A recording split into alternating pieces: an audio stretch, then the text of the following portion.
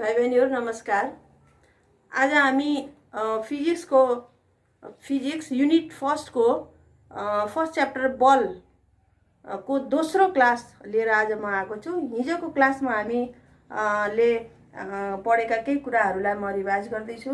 यसमा यो च्याप्टरमा जियोसेन्ट्रिक र हेलियोसेन्ट्रिक थ्योरी भन्ने हामीले पढेको थियौँ र जियोसेन्ट्रिक थ्योरीमा के पढेको थियौँ भने 16 सेन्चुरी भन्दा पहिला एउटा कन्सेप्ट थियो जसमा पृथ्वीलाई सूर्य लगायत अन्य आकाशीय पिण्डहरूले परिक्रमा गर्छन् भन्ने कुराको कन्सेप्ट थियो भने त्यसपछि 16th सेन्चुरीमा गएर र निकोलस कोपर्निकसले फेरि यो जियोसेन्ट्रिक थ्योरीको विपक्षमा अर्को एउटा थ्योरी निकाले, हेलियोसेन्ट्रिक थ्योरी, जसमा सूर्यको वरिपरि पृथ्वी लगायत अन्य ग्रहहरूले परिक्रमा गर्छन् भन्ने कुरा उनले ल्याए र उनले यो कुरा ल्याउँदाखेरि जियोसेन्ट्रिक थ्योरी को विपक्षमा बोल्यो भनेर उनलाई कारागार पनि भयो र पछि त्यही क्रममा ग्यालिलियोले फेरि आफ्नो लेक्चरमा यही हेलियोसेन्ट्रिक थ्योरी को व्याख्या गर्दै गए र त्यसै क्रममा टाइको बराईले आफ्नो होल लाइफ स्टारहरूको मुभमेन्टहरूको डाटा कलेक्सनमा बिताइदिए र त्यही डाटा को स्टोरीबाट कपलरले Kepler law of planetary motion प्रतिपादन गरे। यी सबै वैज्ञानिकहरू र आइजैक न्युटन सबै ले अध्ययन अनुसन्धान गर्दा हाम्रो न्युटनको गुरुत्वाकर्षण सम्बन्धी नियमसम्म, विश्वव्यापी नियमसम्म पुगेको हो र यो हामीले हिजो पनि पढिसक्यौँ। न्युटनको गुरुत्वाकर्षण सम्बन्धी विश्वव्यापी नियमले के भन्छ भने ब्रह्माण्डमा रहेका दुई पिण्डहरू बीचको गुरुत्वाकर्षण बल ती दुई पिण्डहरूको गुणनफलसँग समानुपातिक हुन्छ भने तिनीहरू बीचको दूरीको वर्गसँग व्युत्क्रमानुपातिक हुन्छ। भाइ बहिनीहरू, यही कुरालाई आज सैद्धान्तिक रूपमा प्रमाणित गर्न हामी गइरहेका छौँ र यसमा मैले 4वटा अवस्थाहरू ल्याएको छु। यो न्युटनको गुरुत्वाकर्षण सम्बन्धी नियमले के भन्छ भने पिण्डलाई बढायो भने गुरुत्वाकर्षण बल बढ्छ र पिण्डलाई घटायो भने गुरुत्वाकर्षण बल पनि घट्छ र दूरीलाई बढायो भने गुरुत्वाकर्षण बल घट्छ र दूरीलाई घटायो भने गुरुत्वाकर्षण बल बढ्छ। यसरी अब यसमा 4वटा अवस्था, जसमा पहिलो अवस्थामा के छ भने दूरी स्थिर राखी पिण्डहरूलाई दोब्बर गर्दा, यहाँ मैले चित्रद्वारा भाइ बहिनीहरूलाई देखाउन चाहे। M1 M2 र D, M1 M2 दुईवटा पिण्ड भयो अनि यो D, यिनीहरू बीचको दूरी भयो। अब के भनिन्छ भने दूरीलाई स्थिर राखी, दूरीलाई केही नगर्ने, के गर्ने त पिण्डहरूलाई दोब्बर गर्दा यो दुवै पिण्डमा हामीले 2 थप्ने। अब गुरुत्वाकर्षण बलमा के असर पर्छ त यस्तो गर्दा, यो हामीले प्रमाणित गर्ने हो। न्युटनको गुरुत्वाकर्षण सम्बन्धी विश्वव्यापी नियम ठिक हो कि होइन भन्ने कुरा यहाँ हाम्रो प्रमाणित गरेर हामी देखाउँछौँ। यसमा अब सूत्र अनुसार हाम्रो सूत्र के रहेको छ भने भाइ बहिनीहरू, यहाँ मैले F1 लेखेँ किनभने यो फरक सिचुएसन भयो। यसमा F1 बराबर G M1 M2 upon D² र अब F1 इक्वल टु G लाई जस्ताको त्यस्तै राख्ने हो। अब यहाँ M1 भनेको के गर्ने, दोब्बर, यसको पिण्ड दोब्बर छ, त्यसकारण 2 M1 अनि M2 को ठाउँमा पनि हामी 2 M2 अपन D²। अब यसलाई सल्भ गर्दै जाँदा F1 इक्वल टु 2 दुना 4 G M1 M2 upon D² र अब भाइ बहिनीहरू हामीलाई थाहा छ यो G M1 M2 upon D² बराबर के हुन्छ त भन्दा F हुन्छ। त्यसकारण अब F1 इक्वल टु के हुने भयो त 4F भनेपछि के भयो त यो नयाँ सिचुएसनमा, कुन सिचुएसनमा पिण्डहरूलाई दुवै पिण्डहरूलाई बढाउँदा गुरुत्वाकर्षण बलमा के असर पर्यो त भन्दा यहाँ हेर्नुहोस् भाइ बहिनीहरू, गुरुत्वाकर्षण बल के भयो त 4 गुणाले बढ्यो। यसरी हाम्रो के रहेछ त न्युटनको गुरुत्वाकर्षण सम्बन्धी विश्वव्यापी नियम चाहिँ ठिक रहेछ पहिलो सिचुएसनमा। यसै गरेर भाइ बहिनीहरू अब मैले दोस्रो सिचुएसनमा पनि यसलाई गरेर हेरौँ न त भन्दा यसमा पनि हेर्नुहोस् चित्र मैले यही राखौँ थोरै यो यसरी यहाँ मिलाऊ। के भनेको छ त दोस्रो सिचुएसनमा भन्दा दूरी स्थिर राखी पिण्डहरूलाई आधा गर्दा भनेको छ। त्यसकारण पिण्डहरूलाई आधा गर्दा भनेर भनेको छ। अब यहाँ के छ त यो 2 नम्बरको भयो पहिलो हाम्रो भइसक्यो। यसरी अब यसमा यो पिण्डलाई आधा 1/m1 अथवा यसरी लेखौँ m1/2 अनि यो m2/2। यसरी के भयो त पिण्डलाई आधा गराइयो, आधा सानो गराइयो। अब गुरुत्वाकर्षण बलमा के असर पर्छ त भन्दा यहाँ पनि हामीले यो सूत्र अनुसार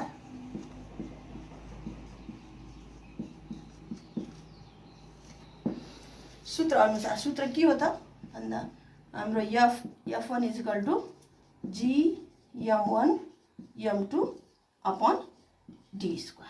र यसमा पनि अब यो पनि उस्तै भयो भने थोरै मान राखेर र F1 = G m1 को मान m1/2 इन्टु अनि m2/2 अनि फेरि अपन के भयो त यो d²। यसरी अब यसलाई सल्भ गर्दै जाँदा F1 = के आउँछ त 1/4 G m1 m2/d² भनेपछि के हुने रहेछ त यस्तो अवस्थामा गुरुत्वाकर्षण बल 1/4 भनेको पछि 4 गुणाले घट्ने रहेछ। कस्तो अवस्थामा त अघि हामीले पिण्डलाई बढाउँदा गुरुत्वाकर्षण बल बढेको थियो भने दुवै पिण्डलाई आधा गर्दा के भयो त गुरुत्वाकर्षण बल पनि 4 गुणाले घट्यो। यो कुरा पनि हाम्रो न्युटनको गुरुत्वाकर्षण सम्बन्धी नियमसँग मिल्न गयो। यो पनि ठिक छ। त्यसै गरेर भाइ बहिनीहरू अब तेस्रो छ पिण्डलाई स्थिर राखे दूरीलाई दोब्बर गर्दा। हेर्नुहोस् है भाइ बहिनी पिण्डलाई स्थिर राख्ने अनि दूरीलाई दोब्बर गर्दा भनेको छ। हामीले यहाँ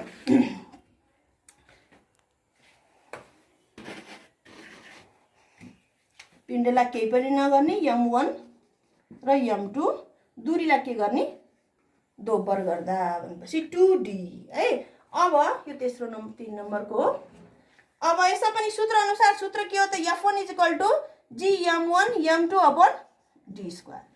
यो पनि उस्तै हो मान राख्दिने हो सिधै। अब यहाँ के आयो त F1 = G m1 जे को त्यही राख्ने m2 पनि जे को त्यही राख्ने किनभने यो परिवर्तन गर्ने होइन। अब के गर्ने त यसलाई 2d को होल स्क्वायर लगायो भने यसलाई सल्भ गरेपछि हाम्रो ठिक छ कि छैन भन्ने कुरा आउँछ। यो पनि यो यसले यसलाई गर्दा 1/4 G m1 m2/d²। अब यो F भनेको के हो त सरी यो भनेको G m1 m2/d² भनेको फेरि के हुन्छ त 1/4 F नै हुन्छ। त्यसकारण के हुने छ त पिण्डलाई स्थिर राख्ने तर दूरीलाई बढाउने। दूरीलाई बढायो भने यो गुरुत्वाकर्षण बल के हुने छ त 1/4 भनेको 4 गुणाले के हुने छ घट्ने हैछ। यो कुरा पनि हाम्रो न्युटनको गुरुत्वाकर्षण सम्बन्धी विश्वव्यापी नियमसँग मेल खायो। के भनेको थियो भने विश्वव्यापी नियमले तिनीहरू बीचको दूरीको वर्गसँग बीचको समानुपातिक हुन्छ भनेपछि दूरी बढ्दा गुरुत्वाकर्षण बल घट्छ र दूरी घट्दा गुरुत्वाकर्षण बल बढ्छ भन्ने कुरा यहाँ प्रमाणित भयो। एउटा अझै मैले भाइ बहिनीहरू ल्याएको छु पिण्डलाई स्थिर राखी। अब पहिला हामीले दूरीलाई बढाएको थियौँ अब दूरीलाई स्थिर राख्दा के हुने भयो त यहाँ यो पनि हामीले चित्रद्वारा देखाउँदा सजिलो हुन्छ। दुईवटा पिण्ड भयो पिण्डलाई स्थिर राख्ने हो m1 m2 दूरीलाई के गर्ने त यो अवस्थामा आधा गर्दा भनेपछि d/2। अब यसमा पनि अब सूत्र अनुसार हाम्रो सूत्र के हो त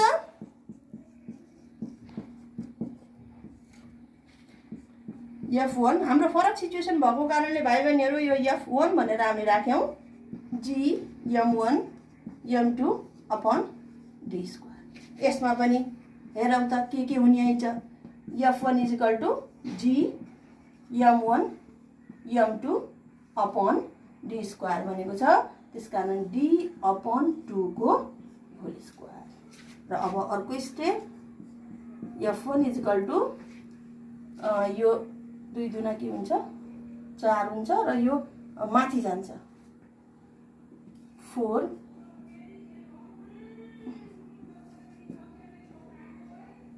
g m1 m2 upon d² भनेपछि अब यो g m1 m2 upon d² बराबर फेरि के हुने भयो त 4f हुने भयो। अब के भयो त दूरीलाई हाम्रो आधा गर्यो भने गुरुत्वाकर्षण बल 4 गुणाले बढ्यो।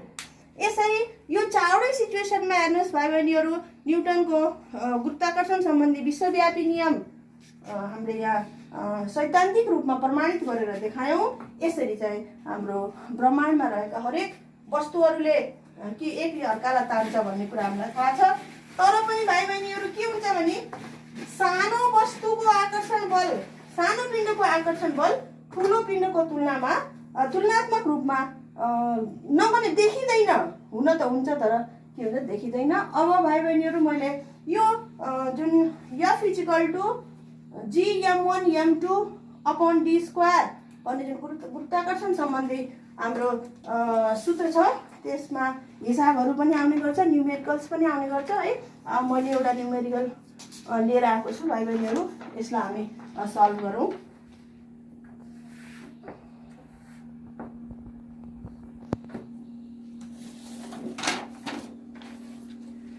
हेर्नुस् बृहस्पतिको पिण्ड 1.9 × 10⁻27 किलोग्राम र सूर्यको पिण्ड 2 × 10⁻30 किलोग्राम छ र बृहस्पतिबाट सूर्य 78 × 10⁻7 किलोमिटर टाढा रहेको छ भने ती दुई पिण्डहरू बीचको गुरुत्वाकर्षण बल कति होला भनेर हिसाब आउँछ। हामीले त्यही फर्मुलालाई f = g m1 m2 upon d² राखेर यसलाई सल्भ गर्छौं।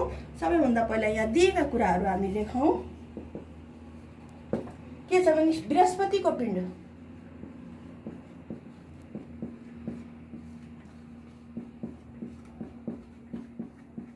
यसलाई हामीले m1 मानौं कति दिएको छ 1.9 × 10⁻27 छ भने सूर्यको पिण्ड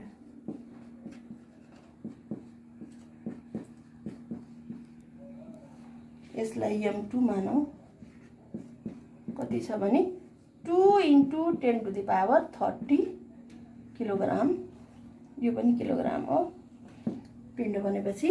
अब सूर्य यति किलोमिटर टाढा 78 × 10⁻7 किलोमिटर टाढा भनेपछि d दूरी बृहस्पति र सूर्य बीचको दूरी हो यो दुवै पिण्डहरु बीचको दूरी त्यसकारण यसलाई के मान्ने d कति छ 78 × 10⁻7 किलोमिटर छ भाइ बहिनी हेर्नुस् किलोमिटरलाई हामीले मिटरमा ल्याउनु पर्छ। मिटरमा लैजानका लागि के गर्ने त 10⁻3 ले गुणन गर्ने 10⁻3 ले गुणन गर्दा यो आउँछ 78 × 10⁻10 मिटर आयो। अब g को मान हामीलाई थाहा नै छ। g को मान दिएको छैन भाइ बहिनीहरु g को मान हामीलाई क्यापिटल g को मान हामीलाई थाहा हुनु पर्छ। अब निकाल्ने के हो त f गुरुत्वाकर्षण बल हामीले निकाल्ने हो। यसमा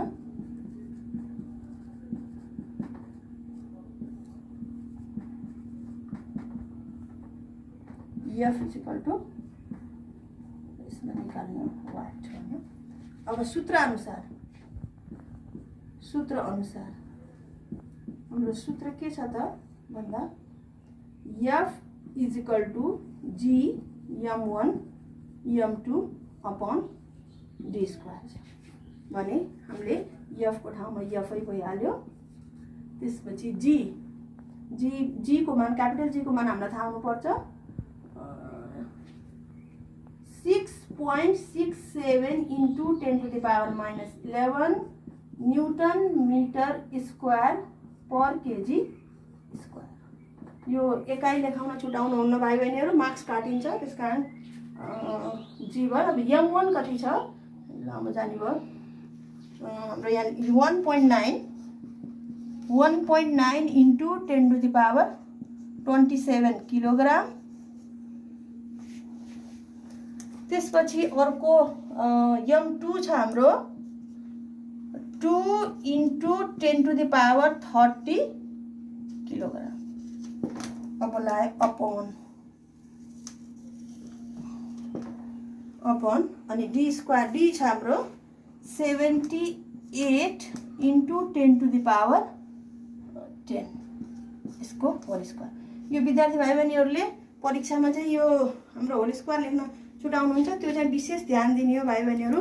यसरी अब यो मैले अलि माथि एकातिरबाट माथि गरे यहाँ।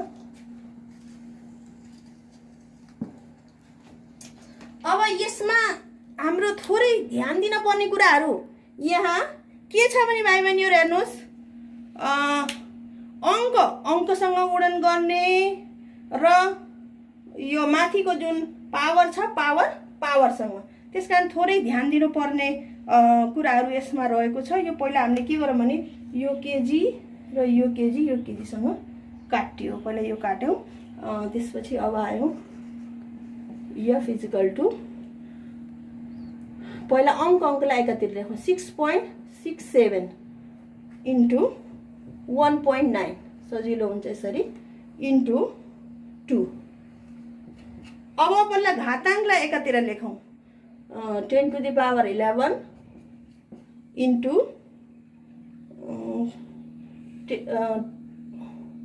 10 to the power 27 into 10 to the power 30। अब यहाँ हाम्रो एकाइ के बचेको छ त भन्दा न्यूटन मिटर स्क्वायर। र तल अब जाँदाखेरि यो 78 इन्टु 78 यो होल स्क्वायर हो, त्यसकारण 78 इन्टु 78 यसलाई गर्नुपर्छ। मैले यहाँ गरेर हेरे कति भने 78 इन्टु 78 गर्दा कति हुने छ 6084 हुँदो रहेछ। र यहाँ अर्को कुरा भाइ बहिनीहरु, यहाँ जस्तो 10 to the power 10 छ, 10 to the power 10 को होल स्क्वायरलाई के त भन्दा यो हामीले 10 into 10 गर्ने हैन, 10 लाई दुई पटक जोड्ने अथवा 10 to the 20 भनेर यो गर्नु पर्यो। यहाँ 10 कति लेख्नु पर्यो त 20। अनि के त यहाँ एकाइ यो छुटेको रहेछ, यो एकाइ चाहिँ हाम्रो मिटर इन्टु मिटर स्क्वायर हुन्छ है, मिटर स्क्वायर भयो। अब यहाँ यो हेर्दाखेरि हेर्नुस् मिटर स्क्वायर यो काटियो। अब यहाँ पनि अंकलाई 6.67 इन्टु 1.9 इन्टु 2 लाई पहिला गरौँ त।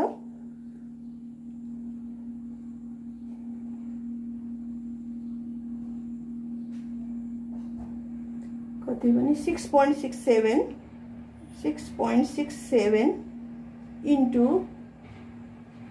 1.9 इन्टु 2 गर्दा कति आउँदो रहेछ भने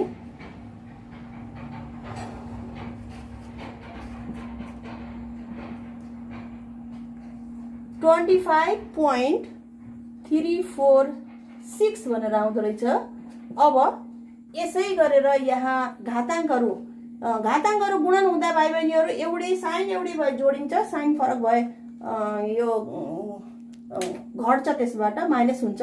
यसरी साइन एउटै भएको के छ त 30 र 27 भनेपछि 57 भयो, 57 माइनस 11 भनेपछि कति भयो 46 भयो भने अब यहाँ यो 60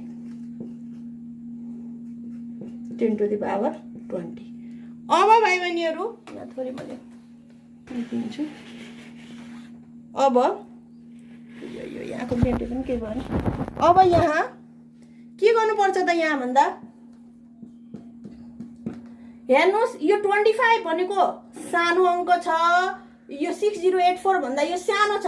त्यसकारण के गर्ने त यो तलको भाग गर्ने अङ्कलाई सानो बनाइदिने, हामीले सानो बनाइदिने अनि यो ठुलो बनाइदियो भने हामीलाई गुणन गर्न भाग गर्न त के भाग गर्न सजिलो हुन्छ। त्यसकारण मैले यसलाई कसरी बनाए त भन्दा इन्टु 10 to the power 46 अनि यो दशमलव मैले यहाँ लए। हेर्नुहोस् है भाइ बहिनी 6.084 यो दुई अङ्कसँग भन्छन् तर मैले यो तीनटै अङ्क लिएँ। अब यसरी यो तीनटा अङ्क यता कतिवटा अङ्क पछि मैले राखेको त 1 2 3 त्यतिवटा अङ्क हामीले यता बढाइदिने 20 छ नि भाइ बहिनीहरू। अब 21 22 23 23 यसरी। अब यहाँ एकाइ फेरि के रह्यो न्युटन रह्यो, न्युटन रहेको छ। एकाइ छुटाउने होइन, एकाइ लेख्न भुल्ने। अब यसलाई हेर्नुहोस् भाग गर्न कति सजिलो भयो। यसलाई भाग गर्दा 25.346 लाई 6.084 ले भाग गर्दा कति आउँदो रहेछ त F इक्वल टु कति आउँदो रहेछ 4.166 आछ। यसलाई 1 हामीले गर्दाखेरि 4.17 लेख्न सक्छौँ। र अब घाताङ्कहरू भाग हुँदा घट्छन् भाइ बहिनीहरू हामीलाई थाहा छ। यो माथि जान्छ, माथि जाँदा कसरी लेख्ने त 46 - 23। अब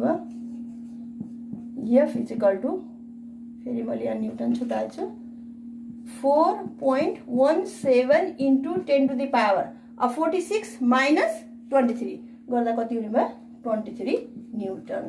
यो हाम्रो गुरुत्वाकर्षण बल कति लगाउँदो रहेछ त त्यो बृहस्पति र सूर्य बीच हाम्रो मान अनुसारले F equal to 4.17 into 10 to the power 23 newton गुरुत्वाकर्षण बल लाग्दो रहेछ। ल भाइ बहिनीहरू यसरी हाम्रो अरू पनि हिसाबहरू आउँछ। यो हामीले F निकाल्यौँ, यसमा चाहिँ हाम्रो M1 M2 अथवा D निकाल्न पनि आउँछ। त्यसकारण त्यही हिसाबले हामी भाइ बहिनीहरू न्युमेरिकल प्र्याक्टिस गर्नु होला।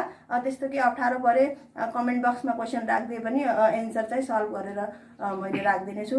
आजको क्लास यति नै भाइ बहिनीहरू। हस्, धन्यवाद।